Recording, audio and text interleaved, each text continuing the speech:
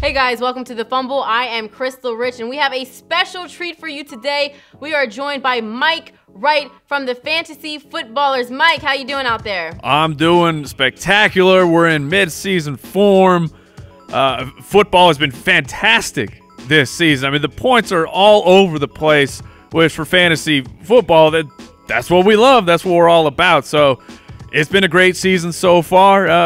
I'm having a great time. I hope your teams are doing okay. My teams are doing okay. I'm a big trash talker, so my teams could be doing a lot better, but they're doing okay. And this is obviously, to me, the best time of the year because everyone who watches the Fumble knows I'm big on fantasy football. I told you before we started, I've been playing for about 8 or 9 years. And this year, I need a little bit of help because I am in a 16-team league, and I need some advice. Are you ready to help me out? 16-teamer, that's a deep league. That's a really big league, but I'll do my best. Yeah, it's really rough. It's sports journalists from across the country, and right now what I'm experiencing is my waiver wires suck. So I'm just gonna run by and tell you who I have on my team right now. So my quarterback is Tom Brady. I have 3 receivers. I have T.Y. Hilton, Brandon Cooks, Ted Ginn Jr. starting, and then I have Saquon Barkley as my running back. Drafted him #1 overall. You know, took that risk since he didn't get picked #1 overall in his actual draft. I took him #1 in my draft. Then I have Tyler Eifert as my tight end, Marshawn Lynch as one of my flex. I have another flex in Mohamed Sanu. And then good old Mason Crosby, can always count on him to be my kicker, New England defense. Now, as I get into my bench, this is like the hardest, these are like my hardest questions. So I have Jared Goff on my bench. And that is where my #1 conflict comes in because Tom Brady is Tom Brady, and we know that like every year he might start off a little shaky or something might go wrong, but at the end of the year he's Tom Brady. So 2 weeks ago he only had 10 points while Jared Goff had like 48 points on my bench through 5 touchdowns. I started him last night, but I don't know what to do in the future. Do I sit Tom Brady, which sounds so weird even saying that, or do I, you know, trade away Jared Goff and get some receivers for him, or do I start Jared? Well, my first question, did I hear you say Tyler Eifert? Yes.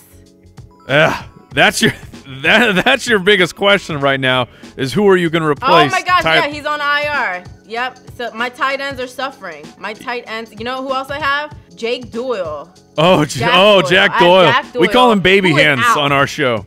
Right, who is out. So I am 100% struggling at tight end. Sure. And I need to fix that ASAP. My first recommendation there is look at CJ Uzomah. He's on the Bengals as well, and he looks like he is prepared to be the replacement for Eifert. I don't know if he can give you that level of fantasy production that Tyler Eifert actually can, or if you want to scrape the bottom of the barrel, also Rhett Ellison from the New York Giants. He's playing in replacement of Evan Engram. So that's your first step because that's crucial. That's code red. You got to get a tight end in there. You can't take the goose egg. And the tight end position in particular has been ravaged with injuries. So I would grab 2 of them and hold on to that second one just in case. And then you can play the matchups, which is exactly my advice for your quarterback situation. What's nice for you is Tom Brady's back. We saw Julian Edelman. Jules came in. He was absolutely the medicine that the New England Patriots offense needed. He really changed things. No longer are they relying on Chris Hogan. Oh, Chris Hogan. I loved him. I loved him coming into the draft season. I'm taking a big L on Chris Hogan. He has been a massive, massive bust. But Julian Edelman changes the entire landscape for Tom Brady. What do the quarterbacks on the waiver wire look like right now? Are there any starters? They look like third stringers. That's what they look right. like. That's what they look like to me. Yeah. Now, I was offered Russell Wilson and a wideout for Jared, and I declined it for now. For now, I declined it because I'm like, let me look at what their matchups look like in the future. What is an example of a time that you would bench Brady and maybe start Goff ahead of him? Are there any like AFC East matchups that you're like, Brady, maybe he shouldn't go against their defense? Yeah, that's exactly what it is. It's all about those defensive matchups. Like, for example, this week would have been really, really difficult. I mean, Tom Brady's already played, so the decision has been made. But Tom Brady at home versus a Colts defense that was missing a bunch of starters. You knew the offensive side of the ball as well for the Colts, missing tackles. It was a really positive game script. But meanwhile, Jared Goff gets to go play Seattle, who has lost Earl Thomas for the season. And Earl Thomas is the engine for the Seattle Seahawks defense. He's been holding things together, but I think they're going to fall apart pretty rapidly without Earl Thomas being that safety net, being the ball hawk that he is. I need a couple of upgrades at wide receivers because T.Y. Hilton obviously this week was out. And then I'm keeping Brandon Cooks high on him, obviously, a favorite target of Jared Goff. Ted Ginn could use some help. But then another player on my bench is Pierre Garçon. And we know that Jimmy Garoppolo is out for the season. And I'm like, man, it's not like I can really trade him. So I'm thinking about dropping him and just getting something on the waiver wires. What do you suggest? How can you help me on the wideouts, which I think it's my biggest lack. Sure. Yeah, and so I'm not going to drop him just yet. Saw his highest target total of the season, 7 targets, with C.J. Beathard. Pierre Garçon was, while not blowing the doors off last year, he was fine. He was on pace for 1,000 yards this past season last year with the San Francisco 49ers, and that's without Jimmy Handsome. So we know that C.J. Beathard does target Pierre Garçon. It was, I think he had 7 targets this past week. You know that. So if you're 4 for 50, 5 for 60, I think that Pierre Garçon can regularly give that to you. A guy that you might want to stash on your bench because your league is so big. Check out Taylor Gabriel. I don't know if he's available because when we talked about him on our waiver show this week, he was a 6% owned guy. I'm sure it's gone up. But he's a wide receiver for the Bears, for those who aren't paying attention. But through 4 weeks, a 22% market share. I'm not a big fan of Mitch Trubisky, but I am a fan of opportunity for my wide receivers. And the Bears are on bye. So it is possible that he's being overlooked and people will think, I'll grab him next week. But that's the worst philosophy in fantasy football for me, is playing for next week. Never, ever play for next week because someone in your league is a shark and they are waiting to strike and they are planning ahead. They're grabbing the defense that's going to be playing Buffalo next week. I mean, we talked about how the Green Bay Packers were this incredible stash 2 weeks before it actually happened because the Green Bay Packers, we knew they were going to win people a week. So it's worth making those preemptive moves. So check out Taylor Gabriel. He might be available. Okay, now another position, which is, I guess, 2 positions, is my flex. Now, what I'm doing right now is I have 2 flex positions. I have 1 running back and I have 1 receiver. So my running back is Marshawn Lynch. It seems like he has a questionable next to his name every single week, but we know that he's coming out and starting. Even if they didn't want him to start, he's starting. I mean, he's been doing nothing but giving me points. And then I have Mohamed Sanu. So what do you think about the flex position? And this is a PPR league. Before, I would always have running backs as my flex. This year, I try to change it up since we have 2 flex positions. I gave 1 to a running back, 1 to a wideout. What are your thoughts on that? Am I doing it wrong, or should I have 2 running backs? No, you're doing it right. It's a new world where passing is king. Everyone's throwing, and like I mentioned, the quarterbacks are playing out of their minds this year. Wide receivers are back in a big way. In a PPR, you gotta lean towards the wide receiver. Your league is set up perfectly. I think you mentioned you only have to play 1 running back. You're set up perfectly for just focusing and stockpiling on those wide receivers.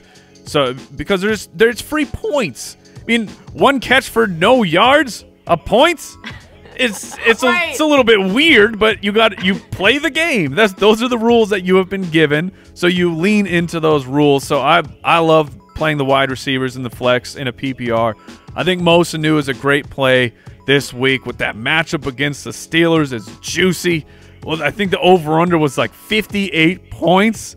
It's absolutely ludicrous. So you want a piece of that action. And Mohamed Sanu, I think, is a good, cheap way to get there. Now, I have two really quick questions for you. We don't have a lot of time left. Number one, it's a selfish question for me. Should I start Pierre Garçon over Ted Ginn? Or should I start Ted Ginn? Let's look at their matchup. I would start Ted Ginn. The matchup against Washington, it's not the best, but I would still rather rely on Drew Brees at home rather than a backup quarterback in a divisional matchup against the Arizona Cardinals. Okay, and this is my unselfish question for everyone else out there. Next year on the draft, I'm absolutely crazy. I do my very own rankings of each position. Like, I'm Good for absolutely you. Crazy. Everyone who watches me do it, they think I have a problem, which maybe I do. What is your advice for people drafting next year, let's say PPR? What's your advice to them to get to a good season? Sure. Our number one tip is the late round quarterback approach. This is how I've played for years. And the first time people hear it, they think it's absolutely ludicrous because they look at fantasy scores. Quarterbacks put up the most points. So I need to have the best one.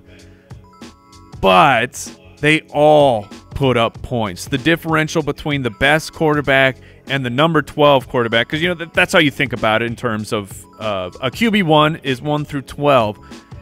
The difference is not that huge, and they are replaceable. You can find guys on the waiver wire. I picked up Andy Dalton this past week because he's got an incredible stretch run. I know I'm going to be able to use Andy Dalton. Once again, 16-teamer, you can still wait. You absolutely can still wait because you need to pad those positions where you have to play multiple guys. You're in a 3 wide receiver 2 flex. That's 5 potential wide receivers. Meanwhile, 1 quarterback. Last year, over 40 quarterbacks put up at least 1 week where they were in the top 12. That's more than teams in the NFL because backups come in, and when they're in a good situation, they put up points. So I am all about in the draft. I'm waiting on my quarterback. I'm waiting for guys like those who took the shot on Patrick Mahomes.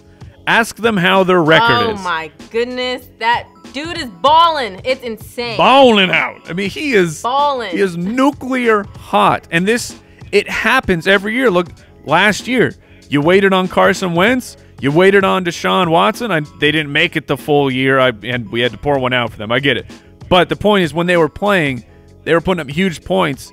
And while the suckers are drafting Aaron Rodgers in the second round, you're getting a super strong wide receiver too, or you're drafting someone like A.J. Green. So that's my top tip for everyone who's getting started for fantasy football. Mike Wright from the Fantasy Footballers, thank you so much. Let the people know how they can follow you, how they can listen to you, how they can get their team fixed like I did today. Absolutely. We are 5 days a week right now throughout the season. And you know what? We don't ever go away. We are a year-round fantasy football podcast. If you're a degenerate like us and you want to talk fantasy football in March, we're the show for you. Wherever podcasts are available, the Fantasy Footballers podcast, or the home base where our rankings and everything is thefantasyfootballers.com. All right, guys, make sure to check out thefantasyfootballers.com. Thank you so much for watching. Make sure you click, subscribe, and comment below. We'll catch you next time. Thank you.